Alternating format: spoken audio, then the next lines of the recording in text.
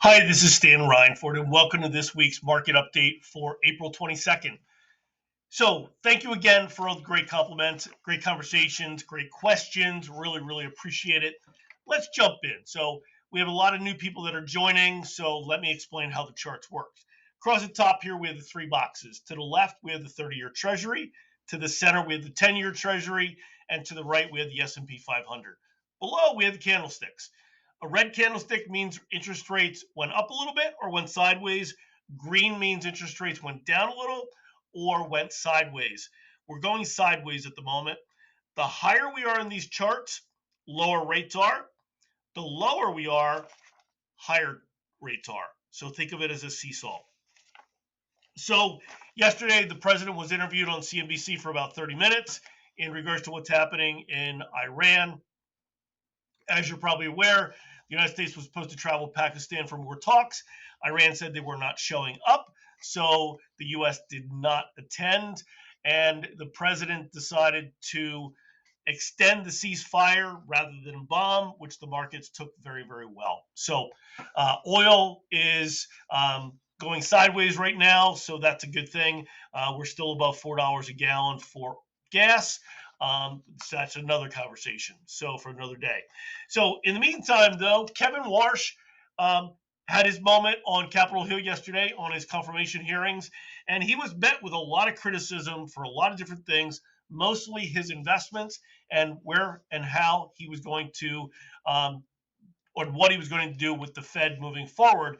So he had a lot of great comments. He mentioned that he wants to be more forward looking, meaning he's looking out of the windshield straight out instead of what's happening now where they're looking out of the rear view mirror and looking at bad old data. He wants to look at current data and actual future data.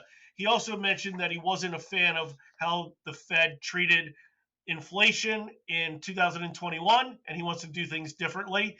He also wants the Fed to do less press conferences and be more like before Bernanke and Yellen, where they're going to be more independent and not come out and say what they're looking for and everything else, that they're just going to be that more independent. So we'll have to wait and see what happens moving forward. But he was very impressive in his comments. If you get a chance and you like that kind of stuff, YouTube it. It's pretty good.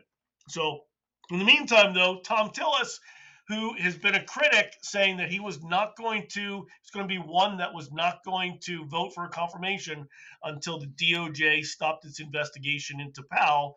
And a lot of people are actually getting behind that now, saying, hey, it's gone long enough. They don't know if much is going to come out of it anyway. So, again, we'll have to wait and see what happens.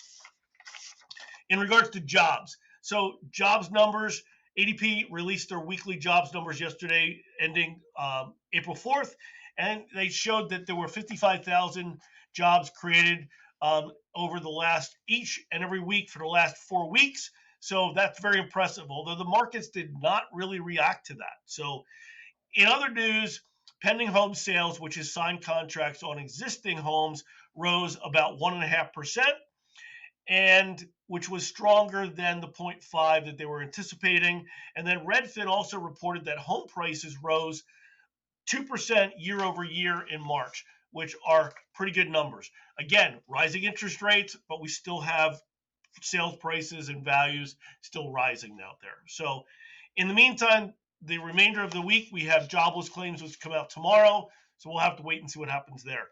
In the meantime, rates are going sideways, as I had said before, when oil prices rise, so do mortgage rates, and then vice versa.